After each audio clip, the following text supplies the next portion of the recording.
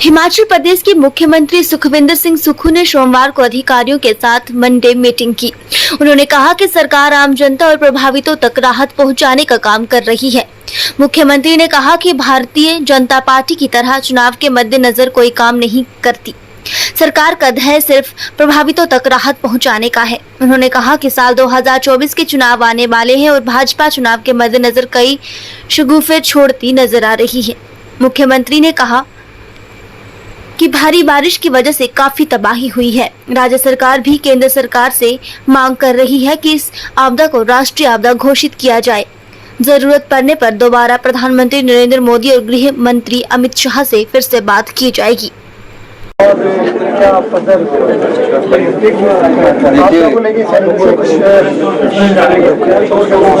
देखिए, सोमवार को सभी सेक्रेटरीज के साथ बैठक होती है, डिपार्टमेंट का रिव्यू होता है और डिपार्टमेंट के रिव्यू के बाद ये फैसला किया जाता है कि कौन से डिपार्टमेंट में किस चीज़ की क्या जरूरत है।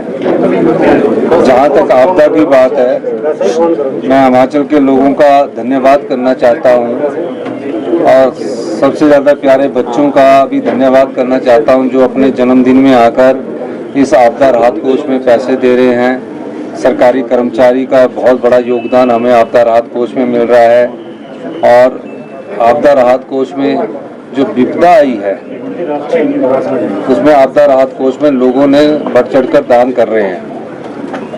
मैं सभी जो प्रभावित परिवार है आपदा से उनको ये आश्वासन देना चाहता हूँ कि हम आने वाले समय में जो भी होगा वो आपदा के प्रभावित परिवारों को सही आकलन करके उनको जो भी उचित समय पर मुआवजा देने की बात होगी उसका भी हम स्टडी करेंगे।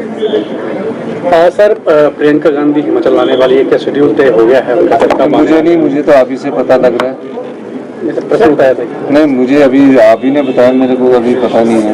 आपदा को लेकर केंद्र से कोई अभी तक राहत राशि? देखिए, हमने तो कहा कि इसको नेशनल राष्ट्रीय आपदा घोषित किया जाए। हमने कहा कि राहत राशि जो हमने केंद्र सरकार के नियमों के तहत दी है उस राहत राशि को जल्दी हमें दिया जाए। तो अभी जो दूसरी टीम आई है उसकी रिपोर्ट सबमिट होने की बात कह रही है, लेकिन हमें आपदा में अपने सोर्सेज से, चाहे वो बागवानों का सेब पहुंचाने की बात है, चाहे किसान की फसल को जो फसलें हैं, सब्जियां हैं, उनको मंडियों तक पहुंचाने की बात है, हम उसमें सफल हुए हैं। और हमारा प्रयास है कि पहले जो हमारे किसान हैं, बागवान हैं, उनका फल और सब्जी मार्केट में पहुंच जाए और उसके बाद जो राहत राशि है उसके लिए हम केंद्र सरकार से एक बार फिर अनुरोध करेंगे। सर, देश चुनाव को लेकर देश में चर्चा चली है और राहुल जी ने भी कहा कि ये संघीय ढांचे पर हमला है। सर, आप किस तरह से देखते हैं? देखिए, ये तो हमारे हाईकमांड ही तय करता है और जो हाईकमांड तय करता है उसके आधार पर हम आगे बढ़ते हैं। सर, भाजपा आरोप लगा रही है कि जो मंडी यूनिवर्सिटी उसका दायरा घटा रही है प्रदेश सरकार, बहुत सारे कॉलेज को बहाल कर दिया है, क्या कहेंगे? देखिए, कोई विश्वविद्यालय जो खुलता है उसके कोई नियम कानून होते हैं। आपने ठीक है कि चुनावों से 6 महीने पहले जयराम ठाकुर जी ने सरदार पटेल मंडी यूनिवर्सिटी खोली और खोली कहाँ? कॉलेज में, और उसके साथ कॉलेज को एफिलिएट कर दिया। जिस तरह स्कूल खोले ना उसमें टीचर नहीं है, बच्चे नहीं है, उसी तरह इन्होंने यूनिवर्सिटी भी खोल दी। अब यूनिवर्सिटी में जितने बच्चों के पेपर होने हैं उसका इंफ्रास्ट्रक्चर नहीं है, क्वालिटी एजुकेशन की तरफ बैठने की व्यवस्था नहीं है। आप मुझे यूनिवर्सिटी का कोई ढांचा तो बता दीजिए कहाँ उनकी बिल्डिंग बनी है। मंडी यूनिवर्सिटी से मंडी के कॉलेज को उन्हीं में एफिलिएट किया गया है और जो कॉलेज हमने वहाँ से निकाले हैं कि उनके एग्जामिनेशन सेंटर कैसे होने चाहिए उस दृष्टिकोण से किया है। कोई यूनिवर्सिटी बंद नहीं कर रहे हम पहले उसका इंफ्रास्ट्रक्चर में सुधार करेंगे और इंफ्रास्ट्रक्चर में सुधार करने के बाद हम जो पाएंगे कि क्या इस यूनिवर्सिटी में क्या क्या कोर्सेज शुरू किए जाते हैं वो डिसाइड करेंगे। कॉलेज ही है वो, यूनिवर्सिटी नहीं है। अभी उसको नाम दे दिया क्योंकि चुनाव लड़ना चाहते थे और चुनाव में फायदा उठाना चाहते थे। हम जो भी काम कर रहे हैं हम ये देख के काम नहीं कर रहे कि हमने चुनावों में लड़ना चुनाव लड़ना है। हमने अब अगर राहत पहुंचाई है तो ये देखकर राहत पहुंचाई है कि आम आदमी के घर तक हमारी सरकार पहुंचे, हर गरीब के दरवाजे तक हमारे मंत्रिमंडल के सदस्य जा रहे हैं, रोज रिव्यू मीटिंग ले रहे हैं। ये सरकार की कर्तव्य निष्ठा को दर्शाता है। और जहां तक मंडी यूनिवर्सिटी की बात है, मंडी यूनिवर्सिटी को कोई बंद करने का राजनीतिक लाभ उठाना चाहते हैं। लोकसभा चुनाव आ रहे हैं तो तरह तरह के शगुफे छोड़ेंगे और अपना ध्यान वो पत्रकारिता के माध्यम से अपनी ओर आकर्षित करवाना चाहते हैं। यही उनका मुख्य ध्येय है। सर, प्रधानमंत्री घर मानते हैं, इस आपदा की स्थिति में आप उनसे क्या उम्मीद करते हैं? क्या व्यक्तिगत रूप से दोबारा उनसे बात करेंगे? देखिए, अभी तो हम इनसे निपटने के बाद प्रधानमंत्री जी से बात करने की जरूरत होगी, प्रधानमंत्री जी से बात करेंगे, गृह मंत्री जी से बात करने की जरूरत होगी, गृह मंत्री जी से बात करेंगे। सर, संघीय ढांचे के मुताबिक आपको लगता है कि एज ए मुख्यमंत्री? धन्यवाद। सर एक सवाल इंडियन एक्सप्रेस में 2 दिन से आपको ट्रैक कर रहा हूं। मुझे एक सवाल आपसे पूछना है। 11,000 करोड़ का आपने बोला कि पिछली सरकार का लोन है, उसके बाद 12,000 करोड़ का लॉस इस डिजास्टर में हो चुका है। तो आपका ब्लूप्रिंट क्या है 2 महीने के उसके बाद?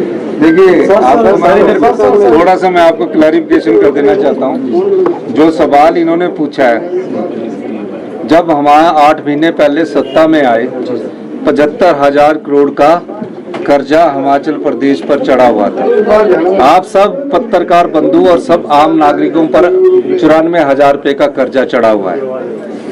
10,000 करोड़ रुपए की सरकारी कर्मचारियों का वेतन तो लागू कर दिया, लेकिन उनकी देनदारियां नहीं दी, तो 85,000 करोड़ रुपए ये हो गया।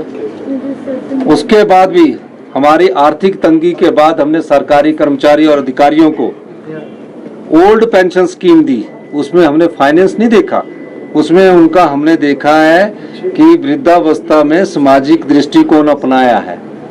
उसके बाद आपदा आई, आपदा में हमें राहत नहीं मिली, लेकिन पूरी सड़कें हमने खोल कर रखी, पूरी पानी की योजनाओं को हमने चालू करके रखा, 75,000 टूरिस्टों को यहाँ से निकाला।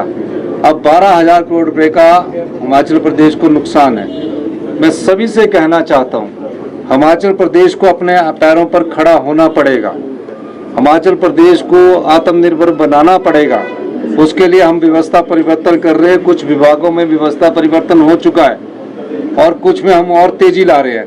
पहली बार है कि पीडब्ल्यूडी आईपीएच में टेंडर 60 दिन की बजाय 20 दिन के अंदर लग रहे थे। पहली बार है कि पीडब्ल्यूडी में 3 दिन के अंदर हमने टेंडर लगा के सारी सड़कें खुलवाई। एक भी बागवान आज ये नहीं बोल सकता कि कहीं हमारी सड़कें ना खुली हो। हमने काम किया है। अभी हम अपने हिमाचल प्रदेश को 4 साल में आत्मनिर्भर बनाएंगे, 10 साल में हम प्रदेश का सबसे समृद्धशाली और अमीर। धन्यवाद। डिजास्टर नहीं अनाउंस होता है।